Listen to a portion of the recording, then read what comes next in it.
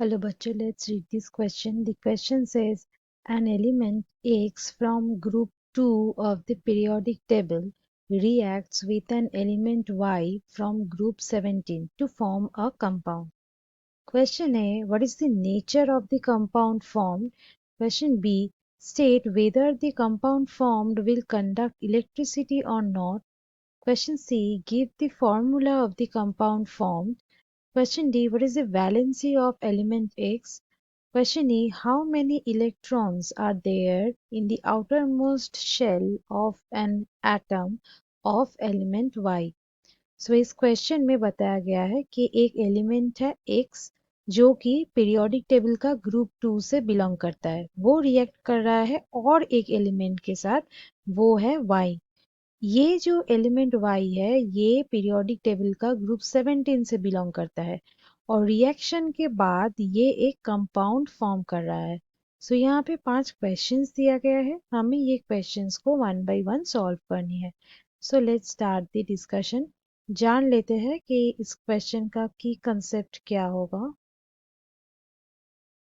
एकदम पहला है, उसमें आते हैं नंबर 1। यहाँ पे जो कंपाउंड फॉर्म हो रहा है ये एलिमेंट एक्स और एलिमेंट वाई का रिएक्शन के बाद। सो ये कंपाउंड का नेचर क्या होगा? बेसिकली ये जो कंपाउंड एक्स है ये बिलोंग कर रहा है ग्रुप 2 से, और पीरियोडिक टेबल में जो एलिमेंट ग्रुप 2 से बिलोंग करता है वो होते हैं मेटल। और ये जो Y है Y बिलोंग कर रहा है ग्रुप 17 से। इसका मतलब ये हुआ एक नॉन मेटल। सो ये मेटल और एक नॉन मेटल जब रिएक्ट करता है, सो ये क्या फॉर्म करता है? ये फॉर्म करता है एक ionic compound. Ionic compound form करता है। क्यों? क्योंकि यहाँ पे ये जो मेटेलिक जो एटम्स होते हैं वो मेटेलिक एटम से इलेक्ट्रॉन ट्रांसफर हो जाते हैं नॉन मेटेलिक एटम में। सो यहाँ पे कौन सा प्रोसेस इन्वॉल्व्ड है? यहाँ पे इलेक्ट्रॉन हो जाते हैं ट्रांसफर्ड और ये आयनिक कंपाउंड यहाँ पे फॉर्म होता है। और ये कंपाउंड में हम लोग आयनिक बॉन्ड नोटिस कर सकते हैं। सो ये हो गया nature, that is ionic compound. Next आते हैं नंबर बी में। नंबर बी में बोला गया है कि ये जो कंपाउंड फॉर्म हुआ है ये इलेक्ट्रिसिटी कंडक्ट कर सकते हैं या नहीं। यहाँ पे ये आयोनिक कंपाउंड है। आयोनिक कंपाउंड्स इलेक्ट्रिसिटी कंडक्ट कर सकता है। सो हम लोग लिख सकते हैं ionic compounds conduct electricity.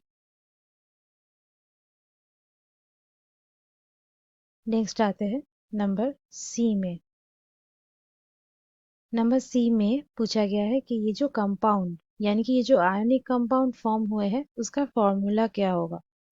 Basically यहाँ पे ये जो कंपाउंड एक्स है वो ग्रुप 2 से बिलोंग करता है। इसका मतलब एक्स का जो वैलेंसी है, वैलेंसी ऑफ एक्स, ये कितना होगा? ये होगा 2। और ये जो वाई का है, वाई कौन सा ये ग्रुप से बिलोंग करता है? 17। सो 17 है, इसका मतलब इसका जो कॉन्फ़िगरेशन होगा वो होगा 2, ये 8 हुआ और यहाँ पे होगा 7। सो ये 7 है, मतलब यहाँ पे अगर इसको ऑक्टेट कंप्लीट करना है तो 1 इलेक्ट्रॉन लगेगा इसके लिए। इसका मतलब ये एक इलेक्ट्रॉन एक्सेप्ट कर सकता है। सो Y का जो वैलेंसी होगा, Y का जो वैलेंसी होगा वो होगा 1। सो अगर हम लोग इसको कंबाइन करें तो यहाँ पे X का एक एटम लगेगा और ये जो Y है उसका 2 एटम्स लगेगा। सो यहाँ पे कंबाइन करने के बाद जो कंपाउंड आएगा,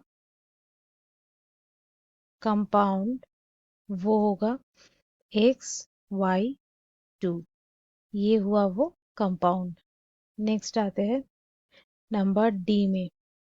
यहाँ पे एक्स का वैलेंसी क्या होगा ये पूछा गया है। सो यहाँ से हम लोग देख ही सकते हैं कि एक्स का वैलेंसी 2 है, क्योंकि यहाँ पे एक्स ग्रुप 2 से बिलोंग कर रहा है। सो यहाँ पे हम लोग बोल सकते हैं कि वैलेंसी ऑफ एक्स इज 2। ये दोबारा हम लोग लिख लेते हैं। और लास्ट है नंबर ई। यहाँ पे पूछा गया है कि ये जो वाई एलिमेंट है, ये वाई एलिमेंट का एक एटम में जो आउटर मोस्ट शेल है उसमें कितना इलेक्ट्रॉन्स रहेगा। बेसिकली यहाँ पे ये वाई एलिमेंट ग्रुप 17 से बिलोंग कर रहा है, ये हम लोग ऑलरेडी देखे हैं।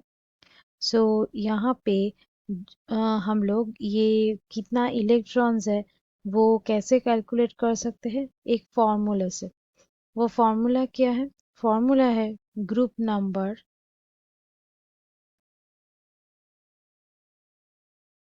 ये होता है बैलेंस इलेक्ट्रॉन, उसके साथ +10। सो यहाँ पे ग्रुप नंबर ऑलरेडी दिया गया है 17, और यहाँ पे जो वैलेंस इलेक्ट्रॉन है वो अगर हम लोग देखें तो यहाँ पे +10। सो यहाँ पे ये इलेक्ट्रॉन कितना आएगा? 17 -10, दैट इज 7। सो यहाँ पे वैलेंस इलेक्ट्रॉन आएगा 7, जो कि ऑलरेडी हम लोग यहाँ पे देख चुके हैं। So, students, hope you understood it well. Best of luck.